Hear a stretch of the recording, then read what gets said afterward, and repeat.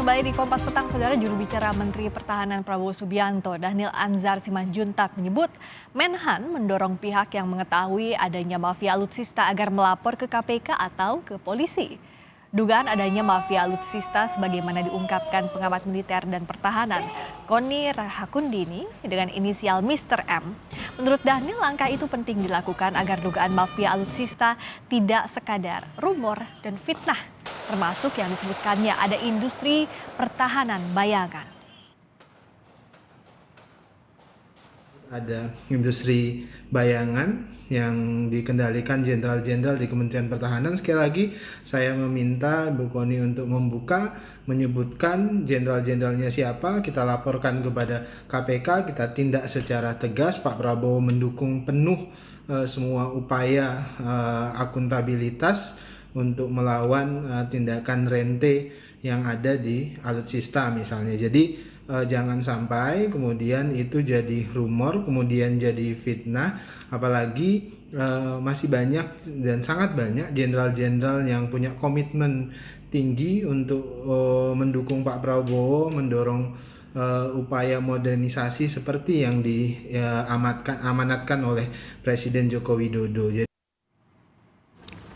Pengamat militer dan pertahanan Koni Rahakundini Bakri mengatakan pernyataannya soal Mr. M dalam dugaan mafia alutsista merupakan tanggung jawabnya sebagai warga negara dalam mengawal anggaran pertahanan negara.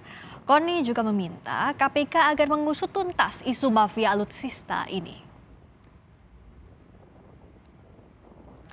Membuka siapa saja Mr. M yang dimaksud. Saya ulangi Pak ya, membuka siapa saja Mr. M yang dimaksud. Jadi bukan tugas orang akademisi atau intelektual. Saya nggak punya perangkat itu Pak. Nah, Mr. M atau Madam M, Mr. X atau Madam X, atau siapapun lah, merupakan perkara mudah jika Kemhan dapat mengundang KPK masuk menelusuri tahapan dalam proses Cabinet Cycle. Jadi biarkan saja KPK Pak melakukan tugasnya dengan baik sehingga siapapun yang bermain dapat benar-benar terungkap. Dan bukan saja terungkap Pak, terhentikan, itu yang paling penting. Saya tanyakan lebih dalam lagi kepada pengamat militer dan pertahanan Koni Rahakundini Bakri yang bergabung bersama kami melalui sambungan telepon. Selamat sore, Bu Koni. Selamat sore, apa kabar? Kabar baik, Bu Koni, apa kabar? Selalu sehat ya Mbak? Alhamdulillah sehat. Bu Koni, saya mau tanya lebih dalam lagi soal tadi. Di awal kan Bu Koni bilang bukan tugasnya Bu Koni sebagai akademisi, tapi tadi Bung Dhanil mengatakan bahwa silahkan buktikan siapa itu atau ungkap ke publik siapa Mr. M agar tidak menjadi rumor atau fitnah. Tanggapannya Bu Koni? Tanggapan saya tuh saya agak bingung. Karena? Satu, Mas Dhanil itu akademisi. Tugas akademisi itu ya pengabdiannya berpikir secara intelektual, memberikan masukan kritis, melakukan riset, memberikan masukan.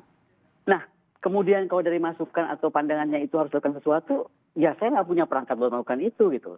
Contoh, kenapa saya minta Kemhan yang melakukan? Kemhan punya perangkat, misalnya dalam sana ada bagian-bagian yang untuk bagaimana mengontrol orang-orang melakukan sesuatu di dalam.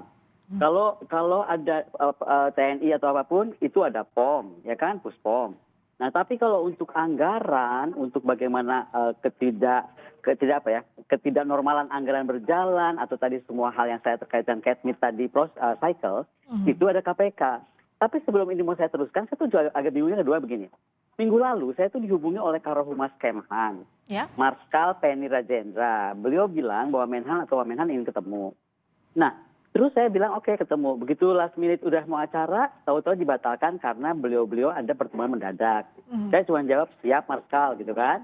Ya. Nah, besoknya saya diundang oleh jenderal lain ke Teknologi Militer Indonesia. Itu kantor PT di bawahnya Kemhan. Nah, dan itu dua jenderal yang bicara sama saya bahwa Bu, saya sedang mengaturkan Ibu bertemu dengan Pak Menhan katanya. Mungkin besok tanggal 11. Nah, tiba-tiba tanggal 11 kan baru besok. Ya. Itu yang pertemuan sebelumnya batalin, bukan saya yang batalkan. Sekarang tiba-tiba ada rilis, makanya jadi bingung maksudnya apa, gitu aja. Oke. Ya saya jawab. Tapi pertemuan besok jadi atau tidak, Bu? Sampai sekarang belum dikonfirmasi. Nah, ini juga menunjukkan bahwa sebenarnya kekhawatiran saya di Kemhan satu sama lain nggak terkait, nggak berhubungan, atau tidak terkoordinasi baik lah. Ini baru contoh mengatur pertemuan dengan saya. Boleh dong, kalau saya sekarang bilang mungkin ada masalah koordinasi juga gitu dalam hal lain yang lebih besar, misalnya tadi gitu. Oke, hal yang lebih besar dalam artian soal alutsista ini, Bu? Kok nih salah satunya? Soal gini, hal lebih besar misalnya, saya kan sampaikan, sebenarnya transparansi anggaran ini nggak akan sulit karena kalau semua sistem good governance itu bisa dibangun. Ya. Apa sih memadatkan transparansi sebuah pertahanan negara ketika Menteri Pertahanan dan Kementerian Pertahanan wajib mampu melakukan transparansi. Nah, ada seringkali alasan beliau itu adalah masalah kerahasiaan pertahanan. Menurut saya, kerahasiaan pertahanan itu tidak terletak pada anggaran atau bagaimana procurement secara besarnya gitu kan, nggak detail. Tapi terletak pada strategi, pada pelatihan, pada taktik perang dalam menggunakan alutsista dimaksud. Nah, saya lebih kaget lagi, saya mendapatkan dokumen, ya kan, dan saya berbicara juga dengan Komisi 1 tentang keluarnya Perpres dengan anggaran lebih kurang 1.760 triliun. Dan itu dilakukan dalam waktu yang sangat pendek, 2020, which sudah lewat tahun lalu, sampai 2024. Bayangkan, ini 10 kali lipat lebih dari anggaran pertahanan hari ini, harus habis dalam 3 tahun. Nah, pertanyaan saya, apakah ini sudah melalui tahapan yang benar? Sudahkah disetujui dan dipahami oleh pengguna TNI atau Komisi 1? Misalnya Asrena sudah diundang atau belum gitu kan? Terkait penggunaan anggaran ini ya? Betul, setahu saya ini tuh dananya tuh beralokasi PLN. Dan dari data yang saya dapatkan, ini sebenarnya Pak Menhan ini keren loh, asli keren. Ini tuh inisiatif baru, jadi PLN ini didapatkan dari Qatar. Kita nggak pernah punya PLN dari Qatar. Tapi kalau PLN itu yang akan membayar nanti sisi 1.760 triliun ini kan rakyat Indonesia. Ya kan, karena ini pembayaran utang luar negeri yang sangat besar. Mbak bayangkan saya kalau nggak salah ya, waktu kita dulu tanda tangan sama IMF zamannya Pak Harto, itu kan cuma 24 atau berapa miliar dolar. Ini bayangin berapa, hampir 200 lebih miliar dolar gitu loh. Nah, jadi menurut saya ketika saya menjadi akademisi, ya kan, warga negara yang baik, ya saya juga merasa saya intelektual selama ini saya banyak kok. Sebelum Pak Menhan ini kan saya udah banyak bantu Menhan sebelumnya, itu kan bisa gampang dicek, bukan mengaku-ngaku gitu kan. Nah, kenapa terus kalau saya ingin ada tindakan, ini yang saya mau koreksikan, kalau ada ucapan soal ini untuk mewanti-wanti, enggak, ini nggak bukan mewanti-wanti, ini adalah masalah tindakan tegas. Dan terkait mau Mr. M kah, Madam M kah, Mr. X kah, siapapun Madam itu, X kah, ya ini sebenarnya gampang gitu loh. Undang aja KPK menelisik tahapan dalam proses tadi cycle cabinet, dari mulai konsep sampai disposal itu ya, sampai pengadaan dan lain-lain. Nah, dengan kalau KPK melakukan tugas dengan baik, maka itu bisa beres gitu. Jadi kalau saya jadi bingung, kenapa jadi mesti perangkat? Aku punya kekuatan apa nyuruh KPK? Bu Kony, jadi kalau menurut Bu Kony, instrumennya yang punya ini Kemenhan untuk menyelidiki ini atau untuk menelusuri soal ini. Tapi soal Mr. M ini atau siapapun lah itu namanya yang disebut mafia, di tahapan mana dari soal alutsista ini berada si mafia ini, Bu? Banyak, makanya saya bilang untuk mengetahui mereka tepatnya ada di mana, menurut saya di dalam proses cycle cabinet tadi, cabinet cycle maaf. Contoh, ketika saya bilang misalnya ada segitiga bermuda tentang intelijen spek, itu menurut saya maksudnya di konsep. Jadi ketika masih konsep, ini ada orang sudah bermain-main nih, kira-kira apa yang bisa diganti atau spek bisa diganti gitu. Nah, atau mungkin di maintenance itu tergantung. Nah, tapi sekali lagi, jadi menurut saya kalau kita bisa telusuri, dan kan itu ada perangkatnya, baik di KPK, baik di kementerian lembaga terkait, apakah polisi saya nggak tahu ya kan, atau POM sekali lagi juga saya nggak tahu, itu kan saya cuma sampaikan, be very careful, karena si Mr. and Madam ini bermain di cycle cabinet. Nah, siapa mereka, bagaimana mereka, ya monggo digunakan kapasitas Menhan, kapasitas Kementerian Pertahanan untuk menggunakan KPK, menggunakan BPK gitu. Latar belakangnya siapa si Mr. M ini yang harus diwaspadai? Bu Kony bisa buka ini ke publik misalnya, latar belakangnya siapa sih? Apakah orang dalam juga atau siapa? Latar belakang militer atau apa? Begini, sekali lagi saya tuh agak bingung makanya dengan pernyataan apa jenderal-jenderal baik, siapa bilang jenderal nggak baik? Saya rasanya nggak pernah. Jadi saya tuh jadi bingung ya. Ini nih, simpel aja saya ngomongnya. Kalau itu Kementerian Pertahanan yang punya semua perangkat intelijen, perangkat apa, harusnya tahu loh sumber ini tuh dari mana. Ini kan sebenarnya sumber dari satu acara, saya sedang berdiskusi dengan Farhan dari Komisi 1, dan dengan Pak Ponto, mantan Wakabais, tentang MRO atau kemungkinan terjadinya kelalaian MRO dalam kasus Nanggala. Waktu itu kita bahasnya. Nah, tiba-tiba secara spontan ketika Pak Farhan menyatakan, iyalah ini ada permainan mafia segala macam, saya bilang, iya Mr. M gitu kan. Mr. M itu bisa Madam M, bisa Mr. X, bisa Madam X, bisa Mas Bro, bisa apa, nggak tahu saya. Bukan juga saya menemukan. Sekali lagi yang punya perangkat itu menggunakan KPK kah, menggunakan siapakah gitu. Itu ada di Kemhan. Justru sekarang itu Menteri Pertahanan harusnya menurut saya Saya khawatir begini ya, beliau tuh punya pikiran sangat hebat loh. Tadi saya contohkan, pemikiran atau inisiatif tentang pengadaan KE dari Qatar dengan PLN sampai 1.760 triliun, my goodness, that's a big number loh. Bayangkan, itu menurut saya inisiatif hebat. Tetapi khawatirnya saya gitu, kemudian cara menjalankannya tuh nggak tepat. Jadi seolah-olah Pak Menterinya yang nggak tepat, kan begitu. Makanya saya warning, contoh nih, tadi ditanyakan.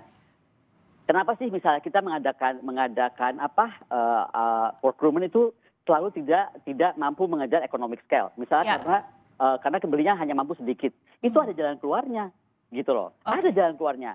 Dan itu yang ingin saya sampaikan kepada Pak Menhan, kalau memang saya jadi bertemu besok, karena yang kemarin minggu lalu kan nggak jadi. Nah, misalnya apa sih? Misalnya melalui FMS, gitu kan? Bagaimana beliau menghubungi Ministry of Defense yang lain, gitu kan, negara terkait produsen. Lalu kita mengadakan foreign military sales. Karena kalau dengan foreign military sales, maka anggaran itu akan sangat dapat ditekan, gitu. Jadi gini ya, kalau harga alutsista itu dari katalog price, itu tuh akan bedanya sekitar 40%, 30% ke factory price.